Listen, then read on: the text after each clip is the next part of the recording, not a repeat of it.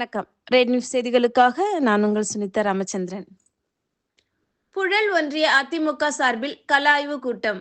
முன்னாள் அமைச்சர்கள் மாதவரம் மூர்த்தி, TKM சின்னையா பங்கேற்பு.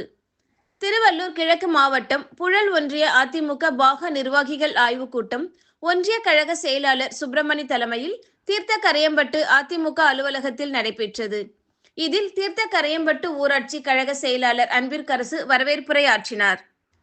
இக்கூட்டத்தில் திருவள்ளூர் கிழக்கு மாவட்ட கழக செயலாளர் முன்னாள் அமைச்சருமான மாதவரம் மூர்த்தி, மாவட்ட பொறுப்பாளர்கள், அனைத்து உலக எம்ஜிஆர் மன்ற தலைவரும் முன்னாள் அமைச்சருமான TKM சின்னையா மற்றும் கழக இளைஞர் இளம் பெண்கள் பாசறை துணை செயலாளர் சுபா தேவராஜ் ஆகியோர் கலந்து கொண்டு பூத் கமிட்டி நிர்வாகிகளை கலாய்வு செய்து வரும் 2026 நடைபெற உள்ள சட்டமன்ற தேர்தலில் அதிமுக தலைமையில் கழக பொதுச் செயலாளர் எடப்பாடி பழனிசாமி முதல்வராக அனைவரும் ஒற்றுமையாக பாடுபட வேண்டும். பூத் வாரியாக ஒவ்வொருவரும் தலா 50 ஓட்டுகளுக்கு இப்போதிலிருந்து உழைக்க வேண்டும்.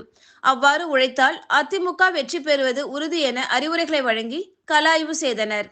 அதனைத் தொடர்ந்து மாவட்ட அம்மா பேரவை துணை செயலாளர் டேவிட்சன் அலுவலகத்தை முன்னாள் அமைச்சர்கள் மூர்த்தி மற்றும் சின்னையா ஆகியோர் ரிப்பன் வெட்டி திறந்து வைத்தனர். அவர்களுக்கு ஆளுயர ரோஜா மாலை அணிவித்து மரியாதை செய்யப்பட்டது. இந்நிகழ்ச்சியில் சுகுமார், முனுசாமி செங்குட்டுவன், ராஜ்குமார், பச்சையப்பன், கோவிந்தன், தன்ராஜ், செல்வம், பாண்டியன், ஸ்ரீதர், நரேஷ், வினோத், அரசு, வெங்கடேசன், பழனி, கண்ணன், IT ராஜசேகர், கலைமணி, நந்தினி, தேன்மொழி உள்ளிட்ட மாவட்ட ஒன்றிய கிளைக்கழக பாக முகவர்கள், முன்னாள் உள்ளாட்சி பிரதிநிதிகள், கழக முன்னோடிகள் கலந்து கொண்டனர்.